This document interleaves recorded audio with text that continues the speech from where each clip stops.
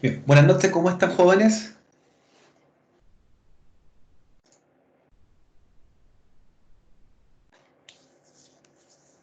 Vamos a dar Hola, inicio profesor. entonces a la... Buenas noches, que estén bien, qué bueno. Vamos a dar inicio, jóvenes, a la clase hoy día ya retornando, día lunes 04 de mayo. Tuvimos una semana de receso, la cual sirvió bastante para ponerse al día con respecto a los contenidos, ¿cierto? Capítulos pendientes, ejercicios o laboratorios que quedaron, ¿cierto?, sin terminar. Así que espero que le haya servido, ¿cierto?, para ir, en este caso, viendo la materia que faltaba, y ya que estamos a puertas de la evaluación o prueba que es mañana, ¿ya? Mañana, en la clase de mañana, vamos a entregar las instrucciones de la prueba, el cual va a ser de tipo práctico, es decir, se van a ir con un ejercicio y lo tienen que enviar en un par de días, la cual la fecha también se le indico mañana, ¿ya? Eso va a estar publicado en la aula virtual, así que mañana lo único que hacemos es entregar las indicaciones, las instrucciones, y ustedes ya con eso comienzan a desarrollar la evaluación. Ya ahí en las instrucciones van a estar la fecha de entrega, ¿cierto? Todos los datos específicos, las instrucciones de lo que hay que hacer, lo que hay que configurar, lo que hay que responder. Bien. Entonces ya mañana, nuevamente les recuerdo, vemos la evaluación, la primera evaluación que es de tipo práctica, que comprende la materia de los primeros capítulos, ¿cierto? Ejercicios que hemos hecho y contenidos que hemos revisado, ¿ya? Hoy día vamos a trabajar en lo que es el capítulo 3 ya, los que son protocolos de comunicación. Vamos a ver cuáles son los tipos de estándares que se utilizan hoy día para, ¿cierto?, en las redes de datos, cuáles son las normas que tenemos que cumplir nosotros, o estándares en las transmisiones, estándares en las velocidades, estándares en los medios físicos, ¿cierto? Estandarizaciones que nos permiten a nosotros crear una red de datos lo más adecuada posible, ¿ya? Así que ese es el contexto que voy a revisar hoy día. Estamos grabando ya la clase. La idea es que revisen nuevamente el video después de la clase y les voy a pasar un ejercicio de práctica también, correspondiente a lo que vamos a ver hoy día. Un ejercicio bien cortito para que lo realicen posteriormente en el segundo bloque de la clase. Entonces, ahora de las 7 a las 8 vamos a revisar el capítulo y luego de las 8 en adelante ustedes hacen el ejercicio que les voy a enviar para trabajar por hoy día. Mañana es la prueba, ya para que lo tengan claro. La prueba no se entrega mañana mismo, sino que tienen un par de días para terminarla. Bien, vamos a comenzar, joven, entonces. La idea es que nosotros avancemos bastante por la parte teórica para cuando ya volvamos a estar en algún momento presencialmente, veamos los ejercicios o laboratorios, por eso estamos desarrollando nuestro trabajo de esta forma. Entonces, hoy día es ver lo que son los tipos de reglas de las comunicaciones, los estándares, cuáles son las normas internacionales, para poder diseñar o desarrollar lo mejor posible una red LAN, que es el contexto en el que estamos trabajando. Y la prueba también de mañana se va a basar en redes LAN. Todavía no trabajamos con redes WAN. Si bien hemos hecho algunos laboratorios, pero las redes WAN van a venir para las evaluaciones siguientes. ¿Ya? Entonces vamos a revisar hoy día las reglas de comunicación, cómo se transmite, luego los protocolos y estándares que nos permiten a nosotros homogeneizar las comunicaciones para que, independientemente de las tecnologías que utilicemos, los equipamientos que tengamos, trabajen con el mismo lenguaje entre ellos y se puedan comunicar. Eso permitiría que, por ejemplo, yo tenga un router Cisco con otro router Huawei y entre ellos se hablen el mismo idioma y esos son los estándares, ¿ya? Y finalmente, lo que es el movimiento de datos en la red, cómo se transfieren los datos y qué protocolos se necesitan o estándares para ello. Ese es el objetivo del capítulo, ¿ya? Con un pequeño ejercicio de práctica al finalizar. Entonces, lo primero que tenemos que entender es que las comunicaciones, ya como existen las comunicaciones humanas, ¿cierto? Que existe un diálogo, una interacción entre personas, las telecomunicaciones también necesitan tener ciertos elementos que para nosotros son ya conocidos. Por ejemplo, cuando se comunican dos personas, ¿ya? Lo que habla una persona es un mensaje, ¿ya? Y por lo tanto, si una persona empieza una conversación con otra, se llama lo que es un mensaje de origen, ¿ya? Un saludo generalmente es cuando se inicia una comunicación, un hola. Y eso, yo le digo hola a alguien que veo en la calle, ¿cierto? Ahora en la actualidad un hola se lo digo por una videollamada, pero es un mensaje de origen, ¿ya? Luego viene ese mensaje de origen, tiene que transmitirse mediante una señal, ¿ya? Que en este caso para nosotros la comunicación cotidiana que teníamos era una señal audible, era la voz, hoy día es un medio digital porque estamos mediante una videocámara, ¿cierto?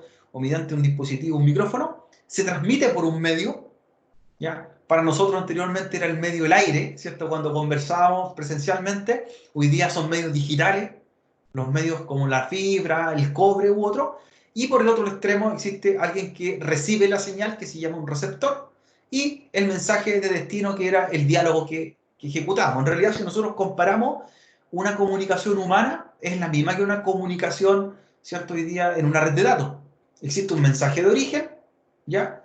Una señal que la emite el transmisor, que es el que comienza la conversación, un medio por donde se transmite, alguien que la recibe, ¿cierto? Que es el receptor, y finalmente el mensaje que le llegó, ¿ya? Exactamente el mismo contexto de la vida cotidiana.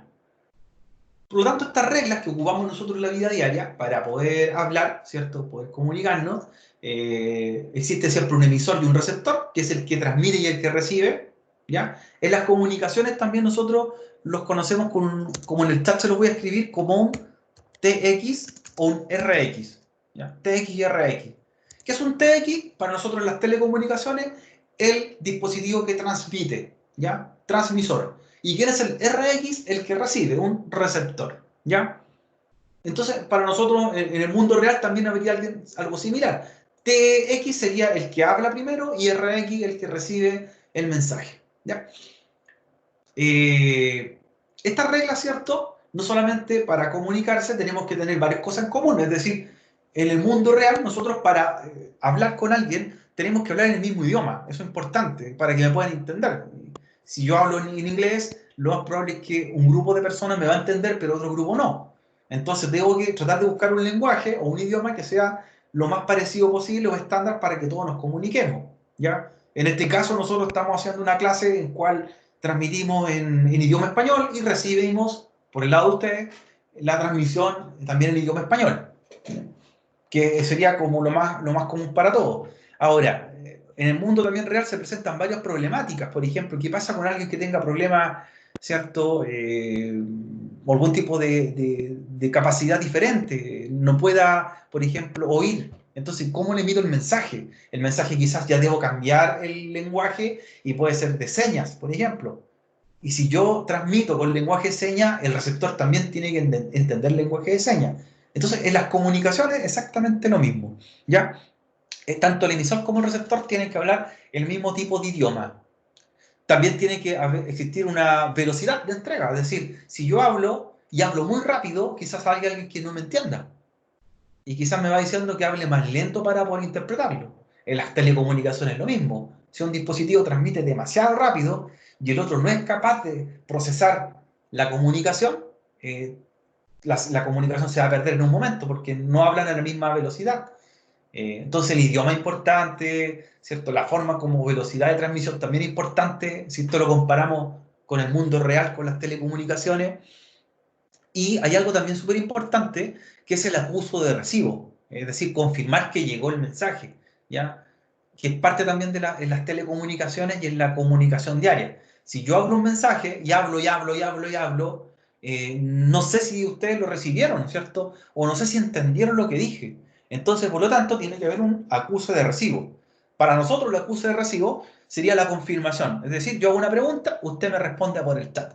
Ya les digo, van escuchando bien, van viendo bien la clase, y usted acuso o recibo, me dice, sí, profe, escucho, ¿cierto? O no alcancé a entender la última parte, ¿la puede repetir? Eso es el acuso de recibo, ¿ya? Y en las telecomunicaciones también debe proyectarse. No puede quedar un mensaje, enviarse y no tener idea si llegó o no al destino, ¿ya? Todos estos factores son las reglas, ¿ya? Que para nosotros el mundo de las telecomunicaciones y las redes se basaron en la comunicación humana en realidad. De ahí nacieron todas estas tecnologías y protocolos que vamos a mencionar. Además de ello, los mensajes tienen que ser codificados, ¿ya? Es decir, cuando se codifica un mensaje es cuando queremos que llegue a ciertas personas, ¿ya? Y no todo el mundo. Un mensaje podríamos llamarlo de cierta forma cifrado, ¿ya? Es decir, yo me pongo a hablar, hablar, hablar, ¿cierto? Y van a escuchar todos los que estén a mi alrededor, pero yo quiero que ese mensaje lo interpreten solamente un grupo de personas. Entonces voy a hablar en forma codificada quizás, claro, con algún tipo de abreviatura, ¿cierto? Con algunas palabras que conozcamos en común Y por lo tanto, aunque todo el mundo esté escuchando, no todos pueden interpretar lo que hablamos, ¿ya? Entonces las telecomunicaciones y la comunicación humana también tiene que ser codificada, ¿ya? Y el codificar el mensaje es para tener seguridad a quien se le envía y no que le llegue un mensaje público para todo el mundo, ¿ya? Eso se llama también, aparte de mandar un mensaje, ¿cierto? Aparte de que existe un transmisor, aparte que existe un receptor, se tiene que codificar, ¿ya? La codificación. Y eso permite que las transmisiones sean seguras. A ver, para poder enviar un mensaje en una carta, vamos a las telecomunicaciones más antiguas, ¿cierto? Siempre remontémonos a los inicios. Cuando se enviaba una carta física, para los que tuvimos la oportunidad de enviarla, y hoy día también, aunque es escaso, igual se envían, o una encomienda, ¿cierto? Tiene que enviarse con ciertos datos. Y esos datos son un remitente, ¿cierto? Que en este caso lleva la información de quién envía el mensaje, o la carga, o el paquete, ¿ya? Un destinatario, que es quien lo recibe, y por lo tanto tiene que ir una dirección, ¿cierto? Un nombre de la persona, para identificar a quién específicamente le debe llegar ese mensaje. Ya en el mundo real también pasa algo similar.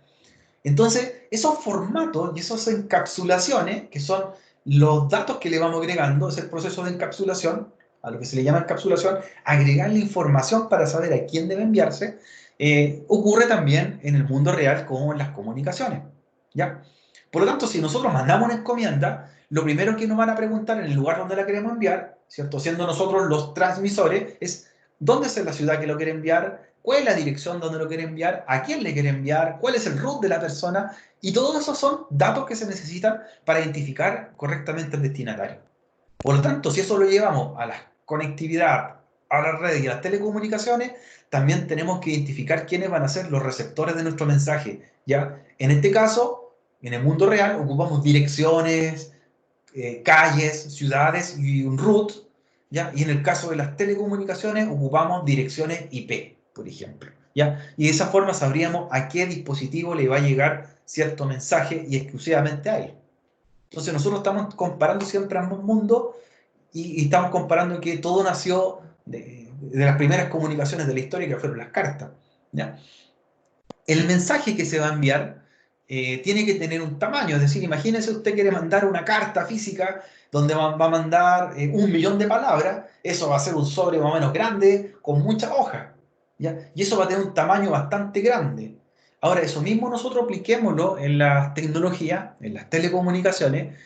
¿Cómo es el tamaño de los mensajes que queremos enviar? Pequeños, cortos, gigantes. Y eso implica también varios problemas, ¿cierto? Entre más grandes son los mensajes que queremos enviar, ¿cierto? A través de los sistemas digitales, a través de las telecomunicaciones, tenemos que dividirlo en partes más pequeñas para que llegue, ¿ya? No podemos mandar nosotros tamaños gigantes de mensaje. Imagínese cuando usted quiere, por ejemplo, enviarle un archivo a un amigo, a través de una red social, a través de un servicio de mensajería, y ese archivo pesa 4 gigas, usted no le va a mandar, ¿cierto?, en una sola parte el mensaje, sino que se va a mandar en secuencia hasta que le llegue al otro destinatario, ¿ya? Muchas veces nosotros vemos que en los servicios de correo o transferencia de archivos tienen una restricción de tamaño de mensaje, no se pueden adjuntar archivos muy grandes por el mismo motivo. Y lo mismo pasa en el mundo real. Si queremos mandar, por ejemplo, una encomienda, me van a cobrar por el peso o tamaño del mensaje. No va a valer lo mismo mandar un sobre pequeñito, ¿cierto? En una empresa de encomienda, que mandar una caja que pese 100 kilos y que tenga 2 por 2 metros, ¿ya? El tamaño del mensaje es muy diferente y tiene un costo distinto. Entonces el proceso de tomar los mensajes y hacerlos más pequeños para poder enviarlo a través de un medio se conoce como segmentación, ¿ya? En los datos, cuando nosotros descargamos un archivo o transmitimos una voz o transmitimos video, ¿cierto?, de un transmisor a receptor, tenemos que segmentarlo y tenemos que hacerlo de esa forma para que podamos transmitirlo por la red.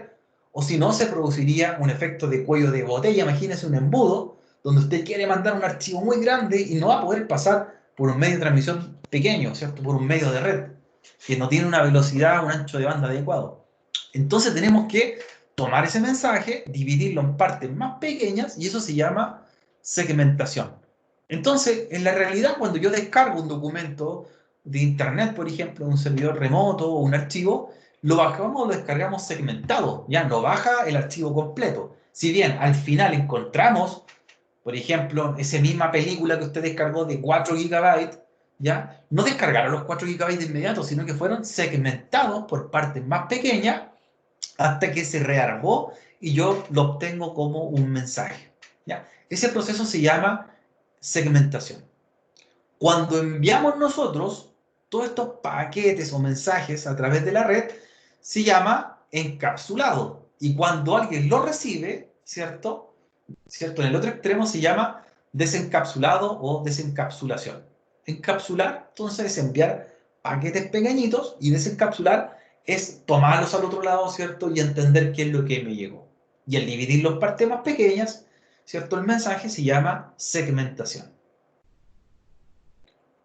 Cuando estamos transmitiendo también, dentro de estas reglas que estamos aprendiendo ahora, segmentación, ¿cierto? Encapsulación cuando enviamos, desencapsulación cuando recibimos, transmisor, receptor, mensaje, medio, emisor y etcétera, tenemos que tener varios elementos que hagan la temporización de un mensaje.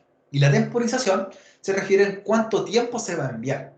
Es decir, por ejemplo, eh, cuando generamos una conversación, muchas veces ustedes están en WhatsApp, ¿cierto? Hablan por su red social, mandan un mensaje, ¿cierto? Envían un mensaje, se controla el flujo del mensaje, es decir, hay un tiempo que se va a demorar en llegar y depende de la velocidad o servicio que usted tenga de su proveedor de internet, pero también tiene que haber un tiempo de espera para la respuesta, es decir, yo mando un mensaje y voy a esperar 10 segundos a recibir la respuesta, 20 segundos, una hora, o nunca recibí la respuesta.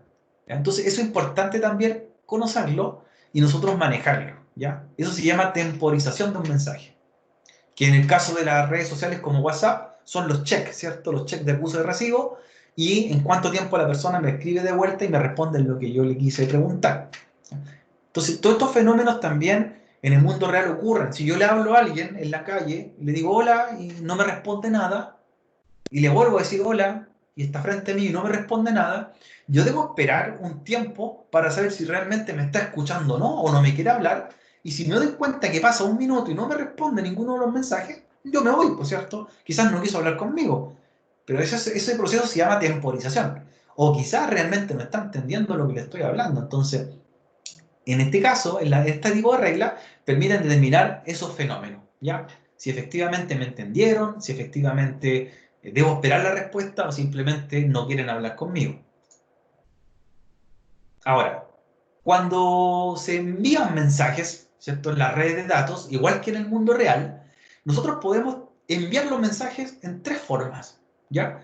Uno de ellos se llama de tipo únicas, otro se llama de tipo multicast y otro se llama emisión de tipo broadcast. ¿Ya? 3 tipos de emisión de un mensaje. ¿Ya? Esto es comparado, por eso está en la fotografía, como en el mundo real, como en una red. Cuando nosotros transmitimos en forma de únicas, se refiere cuando una persona, un humano, emite un mensaje y solo uno lo entiende de un grupo de personas. ¿Ya? En este caso en la foto, ¿cierto? La señorita o la profesora está haciendo una pregunta y el niño que está ahí con el bolso, ¿cierto? Atravesado, que está marcado en amarillo, es el que entendió. Cuando ese tipo de comunicación es de uno a uno y alguien solamente responde, se llama de tipo únicas. ¿Ya? O alguien entendió, o solo uno entendió, o le quiero transmitir solo a un dispositivo.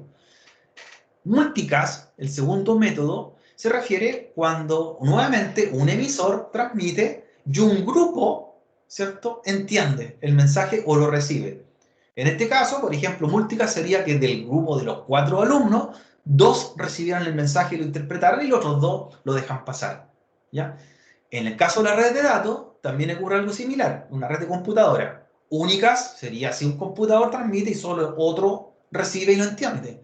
Multicast sería si uno transmite el origen y un par recibe o entiende el mensaje.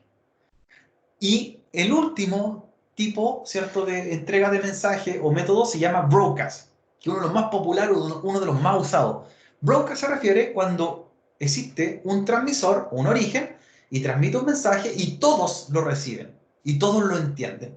Esa transmisión se llama broadcast. En el caso de una red de datos, como se ve en la fotografía, existe un origen, ¿cierto? Un dispositivo que transmite y todos los demás que están conectados al switch escuchan la conversación, ¿ya? Ahora, si esto lo aplicamos a servicios reales o servicios del mundo real, una transmisión, por ejemplo, únicas, sería cuando usted transmite de un dispositivo a otro. Es decir, por ejemplo, tengo mi control remoto, y yo en mi casa tengo varios aparatos que son infrarrojos, y presiono el botón on y solamente se enciende el televisor, porque él interpretó el mensaje y no se encendió ni el DVD, ni el Blu-ray, ni la consola, ni el aire acondicionado. Esa transmisión fue únicas, ¿ya? Un receptor, ¿cierto? Un transmisor, un receptor, y entre ellos se entienden. El resto no recibió el mensaje, que en este caso fue la señal infrarroja. Multicast, ¿cierto? Se aplicaría, por ejemplo, cuando se transmite un servicio y un grupo lo interpreta. Por ejemplo, los servicios hoy día de televisión, perdón, de datos móviles, ¿cierto? Si bien nosotros somos clientes de diversas compañías, proveedoras de Internet, de servicios de ISP móvil, yo puedo andar caminando en la calle, ¿cierto? Y veo que una persona tiene su proveedor es Entel y veo que otro es Entel y los dos están conectados a la misma red, ¿ya? A la misma red celular. Y veo que al lado mío hay una persona que es cliente de Movistar y otro más allá de Movistar, y ellos también están conectados a la red de Movistar y son clientes de esa empresa. Entonces ahí se generan multicast. Si bien grupos específicos le llega un mensaje de su proveedor, ¿ya? Y broadcast, que es el más popular de todo, el servicio donde todos recibimos la transmisión, ¿cierto? Y todos somos capaces de recibir lo mismo. Esto se aplica mucho, por ejemplo, una transmisión broadcast en las redes abiertas, ¿ya? Hoy día hay señales digitales de televisión donde no tenemos que pagar nada, ¿cierto? No tenemos que ser clientes de un servicio, sino que tenemos una antena y recibimos la misma señal y puedo ver los canales digitales y el vecino puede hacer lo mismo y la gente de mi ciudad toda puede hacer lo mismo, ¿ya? Una señal de radio, cuando sintonizamos una radio FM, ¿cierto? Es una señal de broadcast, porque una antena está en el cerro de una emisora, transmite para toda la ciudad y todos recibimos la misma señal o la radiofrecuencia, en este caso FM. Eso es broadcast. Entonces, eso si lo comparamos, la forma de transmitir únicas, múltiples y broadcast, la vemos mucho hoy día en las telecomunicaciones. La más popular, recuerden siempre, es la transmisión por broadcast, donde todos escuchan, todos reciben el mensaje. Bien, entonces tienen que haber reglas para nosotros, para regir las comunicaciones. Si no existieran las reglas, no nos podríamos interpretar, no podríamos comenzar una conversación, y esto en el mundo real también ocurre, ¿ya? Y las conversaciones siempre comienzan a través de la capa física, es decir, comienzan a través de un medio. En la conversación humana comienzan a través del medio físico, que es el aire, ¿cierto? Se habla a través del aire, alguien recibe un mensaje en decibeles y lo interpreta, ¿ya? En el caso que sea de tipo broadcast. Tiene que haber un idioma común, tiene que haber un turno, alguien tiene que hablar primero, el otro tiene que esperar, y tiene que haber una finalización, ¿ya? Tiene que alguien despedirse. Imagínense la conversación, usted habla por teléfono, ¿cierto? Habla, termina de hablar, se despiden y cuelgan. Si no se colgase o no se finalizara la conversación en las telecomunicaciones o en el mundo real, ¿cierto? Quedaría una comunicación abierta sin fin, y eso produciría un problema en las redes, ¿ya? Quedaría utilizando un ancho de banda que se seguiría ocupando indefinidamente.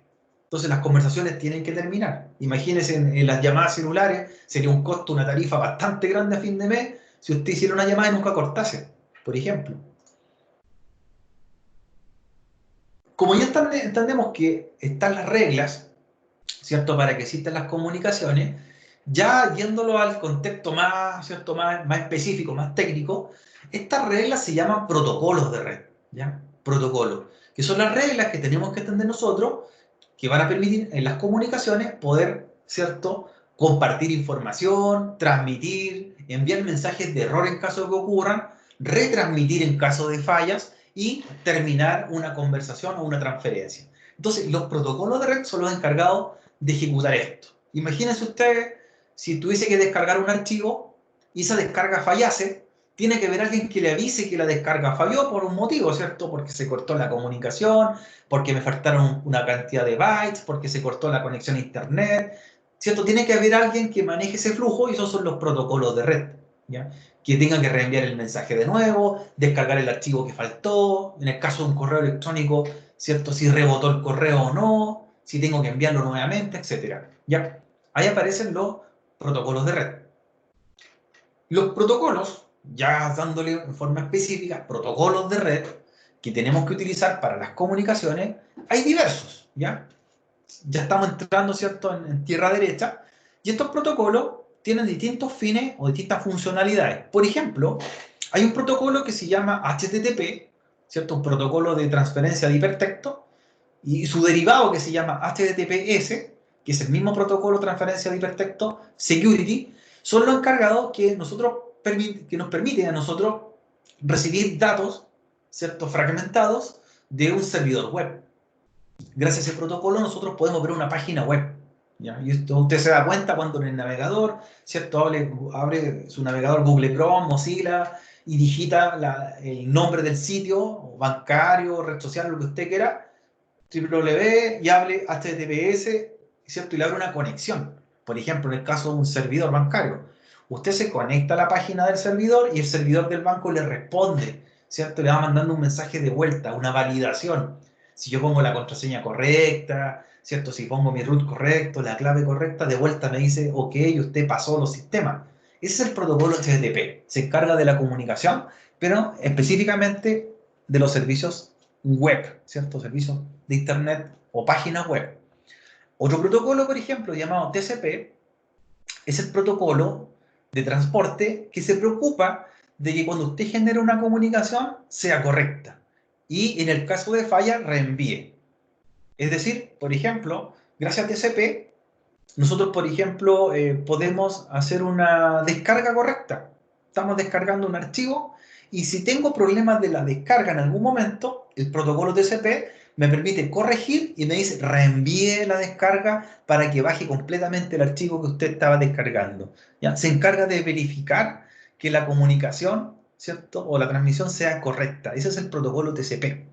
En el caso del correo electrónico, por ejemplo, muy utilizado el protocolo de transporte TCP. Si el correo, por ejemplo, fue mal escrito, me equivoqué en el dominio, obviamente me va a llegar un mensaje de vuelta que tengo un nombre de correo incorrecto y reenvíelo, ¿cierto? Ese es el protocolo TCP. Me asegura que las comunicaciones lleguen bien. Hay otro protocolo también que se llama el protocolo IP. Y ese es uno de los más conocidos para nosotros, que es el protocolo que permite conocer las direcciones de cada dispositivo. Y estas son las direcciones IP. Entonces existe un protocolo también utilizado.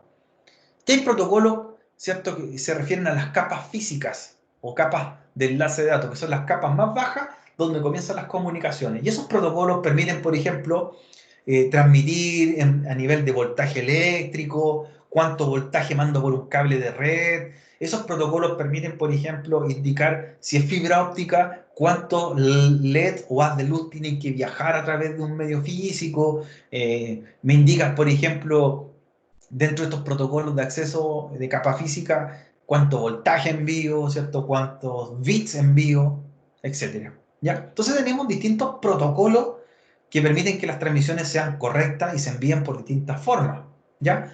Aquí tenemos una suite de protocolos de la industria, ¿cierto?, en columna, donde diversas tecnologías lo utilizan. Por ejemplo, en la primera columna de la izquierda, dentro de los protocolos llamados TCP/IP, que este es un conjunto, recuerden que recién explicamos que TCP es el que se encarga de transmitir correctamente, el IP es el protocolo que se encarga de las direcciones para identificar un equipo en una red, pero también cuando trabajan en conjunto se llama TCP/IP. Y este suite de protocolos, esa columna, tiene más protocolos hacia abajo. Ahí aparecen algunos que mencionamos, por ejemplo, el HTTP incluido, el DNS que se encarga de resolverme los nombres de direcciones de páginas por nombre, ¿ya? IP por nombre, el DHCP que se encarga de asignar direcciones IP automáticas, que se ocupa harto en las redes, para que sus IP se autoasignen, el FTP que se encarga de transferencia de archivos, se ocupa también harto hoy día en las nubes, las cloud, para enviar documentos, y más abajo aparecen los protocolos IP, IPv4, IPv6, que son los de direcciones IP, los dispositivos, que ya lo hemos usado en algún momento, ¿ya? Las direcciones IP. Hay otra columna que se llaman los protocolos ISO, ¿ya? Otra estandarización. Hay uno que se ocupó en un principio que era propio de la empresa Apple, ¿ya? Que se llama Apple Talk, que eran los protocolos que usaban las redes de datos Apple y que permitían que dispositivos Apple se comunicaran con otros dispositivos Apple, ¿ya? Redes de datos Apple. Hoy día ese desapareció, ese protocolo Apple, ya que los dispositivos Apple se comunican con dispositivos Windows, se comunican con dispositivos Android, y las redes se fueron estandarizando. Hay otro más que aparece al lado que dice Novel Network, también un protocolo que se ocupó en los inicios, en los años 80, y que permitía que ciertos dispositivos se comunicaran con otros. Ahora, de todos los que están ahí, el TCP/IP, el ISO, el Appletal y el Novel, el más estándar a nivel mundial, ¿cierto? De todos ellos son los protocolos TCP/IP, ¿ya? Los protocolos TCP/IP, hoy día podríamos decir que el 99% de los dispositivos del planeta, que son miles de millones de aparatos, necesitan utilizar los protocolos TCP/IP para comunicarse. Es un estándar hoy día. Así como desde un teléfono celular utiliza TCP/IP hasta un satélite, hoy día que está en el espacio, usan TCP/IP, ¿ya? Es muy pequeño el porcentaje, que creo que en la actualidad menos del 1%, menos del 1% de aparatos en el planeta que utilizan protocolos de otros estándares, ¿ya? Hoy día TCP/IP, la mayoría de los fabricantes utilizan los mismos protocolos, los sistemas operativos, y es porque es un protocolo universal. Esa es la gracia de esto. Ahí tenemos un poco de la historia, ¿cierto? De los protocolos, cómo evolucionaron, y todos nacieron de un punto en común, que está ahí al medio de la fotografía y se llama la ARPANET. ¿Ya? Ese fue el primer proyecto que se desarrolló en los años 70 para poder comunicar en las redes. Y ese proyecto fue desarrollado por el Pentágono norteamericano, ¿cierto? Que es el organismo militar de Estados Unidos, que se encargan de crear tecnología, de seguridad nacional de Estados Unidos, ¿cierto? Que muchas veces lo ven en las películas, ¿cierto? El Pentágono, un edificio que tiene una forma hexagonal. Ellos crearon ¿cierto? Los estándares o las redes que se llamaban ARPANET. Y del ARPANET nació Internet. Y al nacer Internet nacieron los protocolos que conocemos hoy día, que estamos mencionando. Por lo tanto, todo esto nació de un uso militar. Si nos vamos un poco a la historia, la ARPANET fue el primer proyecto de comunicar aparatos con otros, con sus respectivos protocolos. Luego este proyecto llamado ARPANET se pasó de manos militares a universidades, ¿cierto? Para darlo a conocer mundialmente, y de ahí apareció el concepto de Internet, ¿ya? Así que así fue evolucionando, de los años 70 a los años 80. La suite de protocolos TCP/IP, que es el estándar hoy día de las telecomunicaciones, TCP/IP, fíjense que ya tienen varias subcapas, ¿ya? O capas. Estas capas, estamos viendo capas de aplicación, capas de transporte, capas de internet, capas de acceso a la red, se dividen en la forma o cómo se clasifican estos protocolos que pertenecen a TCP/IP, y que cada uno de ellos, según el ámbito en que estén, cumplen una función objetivo. Por ejemplo, los que se llaman capas de acceso a la red, los que están en la primera fila abajo, son los protocolos que trabajan a nivel de capa física en las transmisiones, ¿ya? Ahí aparecen mencionados ARP, Ethernet, PPP, que son los protocolos que manejan el nivel físico de entrada de los datos.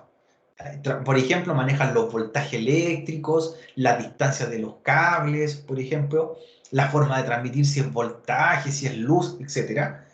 Luego viene otra capa que se llama capa de Internet, donde hay otra comunidad de protocolos que se encargan de ellos de identificar a los dispositivos en la red. Y ahí están los protocolos IP, NAT, ICMP, que nos permiten a nosotros, por ejemplo, hacer comandos de red como los ping, los tracer, los protocolos de enrutamiento, que los routers trabajan con ellos para conocer redes, y están en ese nivel. Luego viene otro nivel, dice capa de transporte, donde están los protocolos TCP, que lo mencionamos un rato atrás, que es el protocolo que se encarga de verificar que los datos lleguen correctos, y hay un protocolo como contraparte que se llama UDP, ¿ya? Que es el versus de TCP. ¿Qué diferencia tiene ese protocolo, que se encarga del transporte de los datos? Que TCP es orientado a conexión, a verificar errores, que un dato llegue correcto. En cambio, UDP no hace eso. Se encarga de transmitir, pero nunca de verificar si algo llega correcto, ¿ya? Pero la diferencia está en el resultado velocidad de transmisión de uno y otro. TCP es más lento. Por lo tanto, cuando este protocolo en una red está trabajando TCP, las transmisiones son más lentas en velocidad, pero llegan correcto. O sea, ahí lo que se encarga es de que llegue correcto un dato sin importar el tiempo que se demore. En cambio, el protocolo que está al lado, el que dice UDP, se encarga de transmitir rápidamente, pero no de verificar que los datos lleguen correctos. Y eso se ocupa mucho, por ejemplo, los servicios de streaming, los servicios de video en tiempo real, los juegos en línea, ¿ya? La voz, las videollamadas. ¿Por qué? Porque necesitan mayor velocidad para transmitir, para que lleguen al otro extremo del transmisor al receptor, pero si hay una falla en el transcurso, no verifican que llegó correctamente. Y eso ustedes lo ven. Cuando están haciendo una videollamada, tienen una falla y escuchan, por ejemplo, la voz metalizada así, es porque el UDP está transmitiendo, hubo una congestión, hubo una pérdida en la red, pero no verificó que llegue nuevamente, envió. Le interesa que lleguen rápido los datos, pero no bien. En cambio, TCP es más lento, se ocupa en otros servicios, no en el streaming, por ejemplo, en el correo electrónico se usa TCP, en las descargas se usa TCP, donde lo que interesa no es la rapidez, sino que lleguen correctamente del transmisor al receptor. ¿Ya? Y más arriba dice capa de aplicación, que están los distintos protocolos que son los más cercanos al usuario, los más cercanos que nosotros vemos o ocupamos constantemente. Por ejemplo, ahí aparece el DNS, que nos permite a nosotros asociar direcciones IP con nombres de sitios, que es más fácil recordar nombre que una dirección IP. Está, por ejemplo, el DHCP para entregar direcciones IP, los protocolos de correo electrónico como POP3 está ahí, SMTP, lo de transferencia de archivos como FTP y el protocolo de sitios web que es el HTTP. Entonces, también están divididos por capas, distintas capas.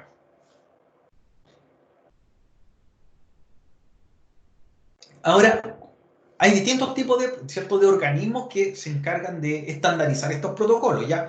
Y no es que nosotros lo inventemos, estos protocolos no son inventados por los usuarios como nosotros, sino que hay organizaciones que se encargan de desarrollarlos y documentarlos para que nosotros lo utilicemos. Hay distintos, por ejemplo, ahí está un estándar de una organización que se llama la TIA, la TIA, ¿ya? Que aparece ahí a la derecha. Ellos se encargan de documentar todo lo que son los medios físicos, las normas de los cables, por ejemplo, qué distancia tiene que tener un cable, a qué velocidad transmite un cable de cobre, cómo tiene que hacerse un conector de red, cuáles son, por ejemplo, los colores, el orden de colores para crear un cable de red, qué voltaje soporta cada cable. Entonces, esa normativa, ¿cierto? Las desarrolló el organismo llamado TIA, un organismo europeo. Por ejemplo, hay otro organismo que está ahí que se llama el EIA estándar, el EIA que está al lado a la izquierda.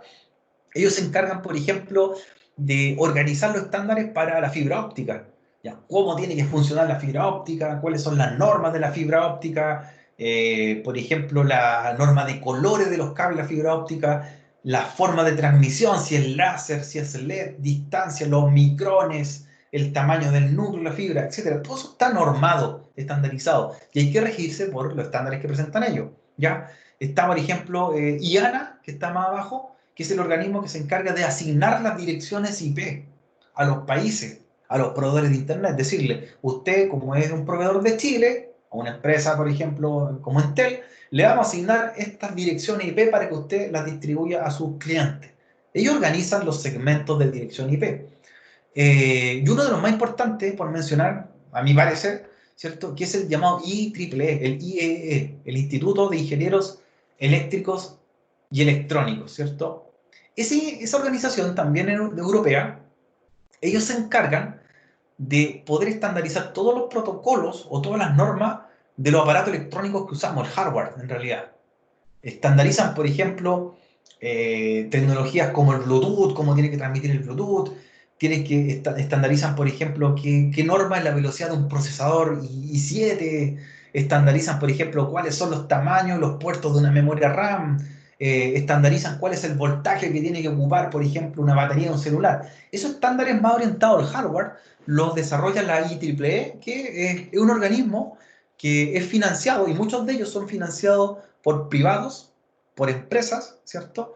O fabricantes de hardware, en este caso la IEEE, para que generen normas y estándares para sus productos. Por ejemplo, la IEEE lo financian empresas hoy día de cobertura mundial como Google, pone dinero, ¿cierto?, para financiar investigación, Samsung, Apple, Microsoft, Amazon, Dell en Estados Unidos y fabricantes de todo tipo Intel también, por mencionar uno.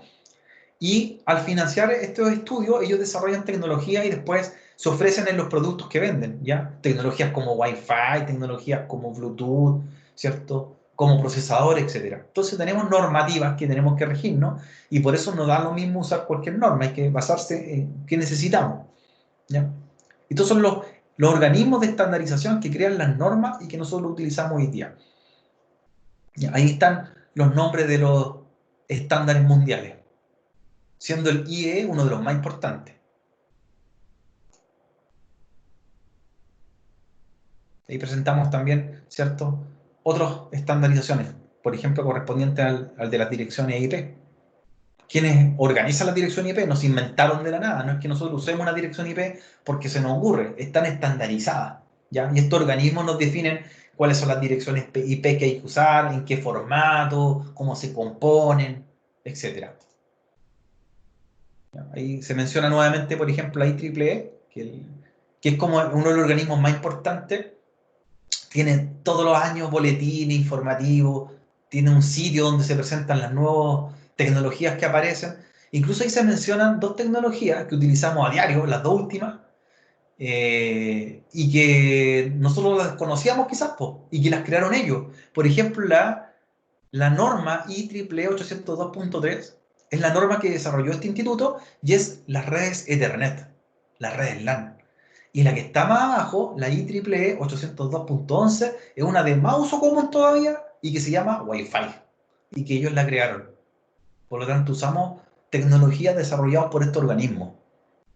Y ahí indica, por ejemplo, la 802.11, esa norma, me indica, por ejemplo, qué seguridad tienen que tener las redes inalámbricas, qué alcance tienen, qué velocidades tienen, qué estándar necesitan las tarjetas de red, los routers Wi-Fi y un sinfín de normativas que se aplican. Ahora, hay un modelo, ¿cierto? Un estándar, que es el que nos vamos a usar todos los días, los van a usar en todas las asignaturas y lo van a usar de aquí hasta que terminen de trabajar en telecomunicaciones. Y ese modelo se llama modelo OSI, ¿ya? El modelo OSI fue desarrollado por un organismo que se llama ISO, ¿cierto? Que es un organismo de estandarización, creó un modelo llamado OSI, Open System Interconnection, que es un modelo que permite que entendamos cómo funciona la transmisión de las comunicaciones, ¿ya? Este modelo es el base para cualquier estudiante del área informática, del área de las telecomunicaciones, del área de la conectividad de redes, ¿cierto? O que utilice transmisión de datos, ¿ya? Por lo tanto, se vuelve nuestra Biblia, en realidad, el modelo OSI. Tenemos que manejarlo al pie del derecho. El modelo OSI se creó con el fin de que interpretemos, ¿cierto?, cómo se transmiten los datos a nivel de capas. Para eso fue creado. Es un modelo de referencia, ¿ya? Es un modelo de aprendizaje, un modelo para estudiar las comunicaciones, ¿ya? Se compone de 7 capas, ¿cierto? El modelo OSI tiene 7 capas y en cada capa va ocurriendo un evento, ¿ya? Se comienza por la capa más baja, que se llama la capa física, ¿cierto?, que ahí me dice qué unidad de datos es o qué pasa en la capa física, me dice que lo que se transmite son los bits. Por lo tanto, la capa física es la encargada de transmitir voltajes e impulso eléctrico. Luego viene la segunda capa que se llama enlace de datos, que lo que transmite se llaman tramas, y las tramas son orientadas a las direcciones MAC, que es la dirección que tiene cada tarjeta de red físicamente incorporada, ¿ya? Luego dice que viene la capa llamada de red. Estamos subiendo de capa, la capa 1, capa física, capa de enlace de datos, capa 2, la capa de 3, que se llama capa de red, y en la capa de red, ¿cierto?, se determinan el envío de paquetes, y estos paquetes son paquetes de tipo IP. Por lo tanto, en esta capa, ¿cierto?, se van transmitiendo las direcciones IP. Fíjense cómo estamos escalando. Primero se transmiten bits, que son voltaje eléctrico, luego se transmiten tramas, que son direcciones MAC, luego se transmiten paquetes, que son direcciones IP. Luego seguimos escalando en la capa hasta llegar a la capa 4, que se llama la capa de transporte. Y lo que se transmite acá son segmentos. Y los segmentos se refieren a que los datos sean, ¿cierto?, confiables o no, de un extremo a otro. Por ejemplo, el video, se transmite aquí la voz, se transmite, por ejemplo, los datos verificados como el correo, ¿ya? Como la imagen, etcétera. Seguimos escalando, la capa 5. Esa capa se llama capa de sesión, ¿ya? Se transmiten datos, si bien se transmiten datos, pero aquí se preocupa en la capa de sesión que los datos sean transmitidos seguros. Por lo tanto, por ejemplo, aquí aparece el cifrado, ¿ya? En la capa de sesión, la encriptación, la seguridad. ¿Cómo nosotros hacemos que un dato vaya seguro a través de una VPN, por ejemplo? ¿Ya? Que no cualquiera pueda ver el dato. Más arriba, la capa de presentación, que es la capa número 6, es la capa que se encarga, aparte de darle un cifrado a los datos, se encarga de darle una representación real. ¿Y qué es la representación? Un formato. Es decir, por ejemplo, si lo que yo comencé mandando en la primera capa, mandé un voltaje eléctrico que luego tuvo una dirección MAC llamada tramas, luego llegó una dirección IP que se llama paquetes, luego llegó fue transmitido, transportado a través de segmentos, luego fue transportado a través de sesiones. En la capa de presentación se le da la forma o representación. Y por ejemplo ahí podríamos saber que lo que estamos enviando es un archivo JPG, ¿cierto? La extensión, un punto PDF. Lo que estamos mandando ahí es una foto, un archivo de video, un punto MP4. Lo que estamos mandando por ahí es un documento de texto, un punto doc. Entonces ya se le da un formato para entender qué es lo que estamos enviando. Y en la última capa, la que se llama capa de aplicación, es la capa final, ¿cierto?, de las transmisiones del modelo OSI, para poder entenderlo, donde ya llega el dato visible para la persona. O sea, aquí me llegó el dato que me quisieron transmitir, que fue un mensaje, una foto, un comentario de un chat, ¿cierto? Una descarga, un archivo, algo ya entendible. Entonces, estos 7 pasos, o estos 7 etapas, son los que se producen en las comunicaciones, en el modelo OSI, para que entendamos nosotros qué transmitimos, qué comenzamos a transmitir desde la capa física hasta qué es lo que llega al otro extremo, que es la capa de aplicación. ¿Ya? Este proceso es de las 7 capas y es lo que hace el modelo OSI. 7 capas de comunicación y en cada una ocurre un evento. Y cuando de vuelta nosotros respondemos, si empezamos de la capa 1 a la 2, a la 3 hasta llegar a la 7, la transmisión inversa comienza de la capa 7 a la 6, 5, 4 hasta que llega nuevamente a la capa 1. ¿Ya? Es el proceso que nosotros vamos transmitiendo, ¿cierto? De un transmisor a un receptor, de la 1 a la 7, y luego de vuelta de la 7 a la capa 1. Por lo tanto, en cada capa va ocurriendo un evento. Eso es lo que hace el modelo OSI. Así que hay que aprendérselo bastante, las 7 capas del modelo OSI. Ahí mencionamos otro organismo de estándares, también se mencionan por ahí en el curso. ¿Ya? Pero quería enfocarme un poco acá en qué beneficio tiene usar el modelo OSI o modelo de referencia OSI para entender las comunicaciones. Aquí está aplicado en este gráfico más específico, ¿cierto? El modelo OSI y qué ocurre en cada capa. ¿Ya? En cada capa. Por lo tanto, cuando un dispositivo se comunica con otro, ambos tienen que conocer o entender el modelo OSI, ¿cierto? Entre ambos. De un computador a otro computador, ¿cierto? De un computador a un router. Hablan en el modelo OSI. Y van hablando en distintas capas y niveles. Y aquí está también aplicado el modelo TCP/IP. Ahora la pregunta, ¿qué comparación tiene uno con el otro? ¿Ya? El que se usa para estudiar, para aprender, para entender, es el modelo OSI de las 7 capas. Pero el que se aplica en el mundo real, en las telecomunicaciones, el que se configura, ¿cierto? Y el que entienden los dispositivos y sistemas operativos de red, es el TCP/IP. ¿Ya? Entonces, esto es para no confundirlo. El modelo OSI es un modelo de aprendizaje y el modelo TCP/IP, ¿cierto?, es el usable. ¿Ya? Esa es la diferencia. Pero si los comparamos, ¿cierto?, tienen muchas cosas en común. ¿Ya? En capas tienen menos capa uno y el otro. El modelo OSI son 7 capas, el modelo TCP/IP son 4 capas, pero si se fijan, hay capas que uno y otro las contienen. Es decir, la capa de aplicación del modelo TCP/IP corresponde a la capa de aplicación, presentación y sesión del modelo OSI. Esas 3 capas, ¿cierto?, son equivalentes a la otra capa del modelo. La capa de transporte, si yo la miro en el modelo OSI, es la misma capa de transporte del TCP/IP. ¿Ya? No cambian. La capa de red con la capa de internet hacen lo mismo, trabajan con dirección IP, cambian de nombre, pero tienen la misma función. Y La primera capa, ¿cierto? La capa de acceso a la red es compatible con la capa de enlace de datos y capa física. ¿Ya? Entonces, en el modelo TCP/IP hay una concentración de capas, ¿cierto? Agrupadas versus un modelo OSI que están separadas entre sí. Modelo OSI, para ir terminando, es un modelo referencial de aprendizaje. Modelo TCP/IP es el modelo aplicado en las telecomunicaciones. Ahí nuevamente tenemos el modelo de referencia OSI en pantalla. Esto tienen que manejarlo sí o sí. Leer el modelo OSI, leer el capítulo 3, ver los ejemplos que aparecen, para ir, ¿cierto?, conociéndolo de mejor forma.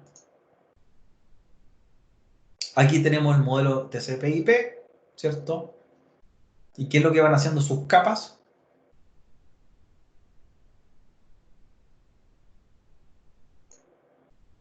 La comparación entre ambos modelos. Modelo OSI, modelo TCP/IP. Y las capas que uno concentra en el otro modelo y capas que se mantienen con el mismo nombre y función en el otro modelo. ¿Ya? Modelo OSI de aprendizaje, modelo TCP/IP aplicable. Bien. ¿Qué ventajas tienen, cierto, el segmentar los mensajes que explicábamos en un principio?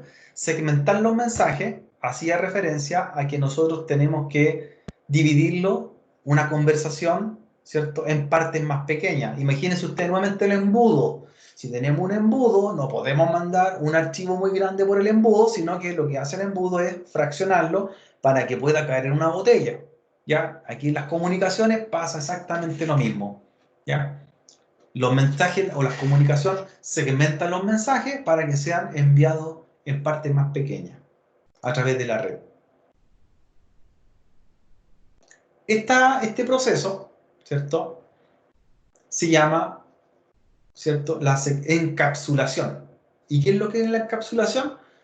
Es como nosotros vamos mandando por distintas capas del modelo OSI nuestros datos a través de la red. La encapsulación. Encapsulación, para decirlo en forma más sencilla, es el proceso que comenzamos desde la capa más baja, la capa de aplicación, la capa física, la capa 1, que son los bits, y vamos subiendo de capa hasta llegar a la capa 7 del modelo OSI.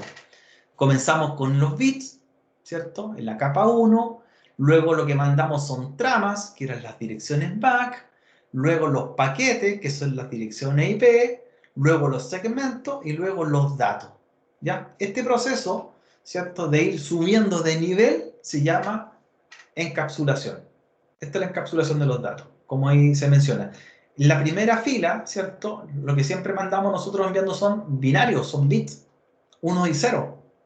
¿Ya? Luego, esos 1 y 0 le agregamos direcciones MAC, que son las direcciones de las tarjetas de red, las direcciones de fábrica. Luego, a eso le agregamos las direcciones IP, los paquetes. Luego a eso le agregamos, ¿cierto?, los formatos. Y luego eso es lo que llega finalmente a un dato legible. Ese proceso se llama encapsulación, ir subiendo de nivel y agregándole un elemento más.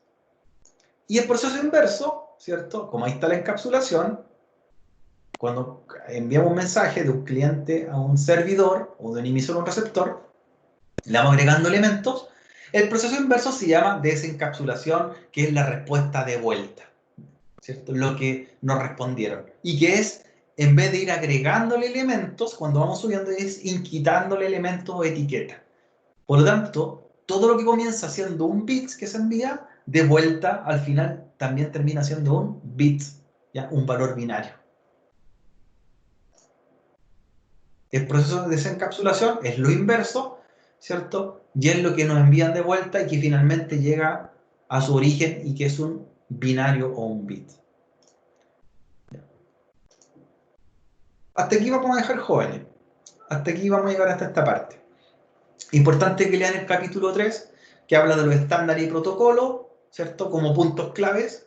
Habla del modelo OSI, de las 7 capas, ¿cierto? Y el modelo TCP/IP también, que lo van comparando uno con el otro. Eso es lo importante que recuerden. ¿Para qué se hicieron los protocolos? ¿Para qué son los estándares? ¿Para qué son las reglas en las comunicaciones? Bien. Les voy a dejar un archivo, un ejercicio ahora, en Packet Tracer para que lo practiquen, ¿cierto?, este resto de clase. Y mañana estaríamos con las instrucciones de la prueba. las instrucciones de la prueba. Así que se los voy a compartir ahora tanto por el chat del ejercicio de Packet Tracer, bien sencillo, que habla del modelo OSI, habla de TCP/IP, un ejercicio de un par de minutos para hacerlo.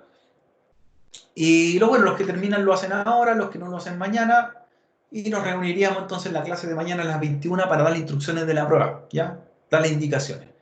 Bien, así que me despido de los que ya están listos, jóvenes. Les subo el ejercicio ahora mismo. Profe, consulta. Sí, No hay problema si ya subí la evaluación, no, no hay problema. el ejercicio.